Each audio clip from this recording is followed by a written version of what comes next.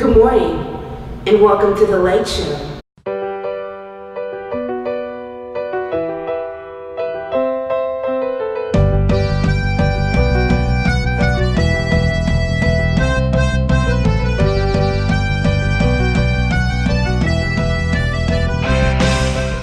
I am here to save the day. Our brain is just like the leaves on the tree, and that is known as a process known as brain plasticity, which is how our brain adapts and changes in our everyday lives from infancy until adulthood. Researchers are interested in how the cells in the brain changes the organization of the brain that ultimately impacts our behavior throughout our lifetime and cognitive functioning. And now we're gonna have Steven talk about brain plasticity in terms of brain injury. And now we're gonna have Lindsay talk about brain plasticity in terms of aging and development. Yeah, we are going to be talking about traumatic brain injuries. Oh, TBIs? TBIs. That's exactly it, Lindsay. Yeah. So a study by Johnson et al. Found that traumatic brain injuries can actually be recovered from, as long as they're not too severe. More severe ones actually cannot be recoverable. This plays into the fact that the brain can actually rewire and remap itself in case like a certain part of the brain is injured. But if it's too severe, they found that quality of life over time will diminish greatly, and that shows that neuroplasticity isn't quite the miracle worker we think it is. The brain can rewire itself, and so this proves why neuroplasticity isn't the miracle worker we think it is, because in the case of the phantom limb syndrome, whenever a person's arm is cut off, the brain will remap itself and still think that there is an arm there, and the person will feel that the arm is there and that they're moving it, but in fact the arm isn't. So it goes to show that even the brain rewiring itself can happen. It's not perfect.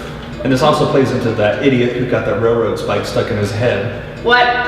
Yeah, railroad spike was in his head. I don't think he actually put it in there. Yeah, so this guy this one time decided all of a sudden his is gonna be this rod that he wants to put in his head. A fashion statement? Yeah, I definitely thought a about fashion doing that statement. before. But anyway, what was crazy about it was that he became a whole new person. People were like, man, you were nice just yesterday and now you're all of a sudden mean. Now I understand brain plasticity in terms of injury, but what happens if you don't put the rod in your head? You might be a normal person. You know what I mean? Yeah, so I'm here to talk about how although our brain is known to decline with age, there's also quite an adaptability about it. Okay, Yeah. tell us about that. You know, as you get older, your brain starts to have what's called cortical atrophy. So basically, that just means that certain parts of our brain begin to shrink in size. So this is seen in diseases such as Alzheimer's and dementia. So different parts of the brain start to shrink. And however, in normal aging individuals, there is still some atrophy taking place.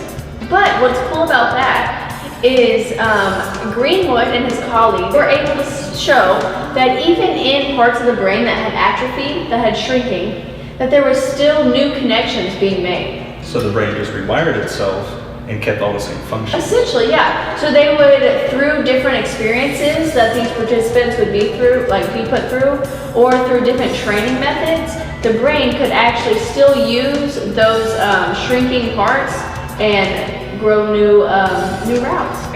So we're referring back to people with Alzheimer's disease and dementia who have an area of the brain that is shrinking. Is that area of the brain responsible for their prospective memory? And does that explain why they can't do certain tasks, goal-oriented tasks? Yes, Mel, exactly.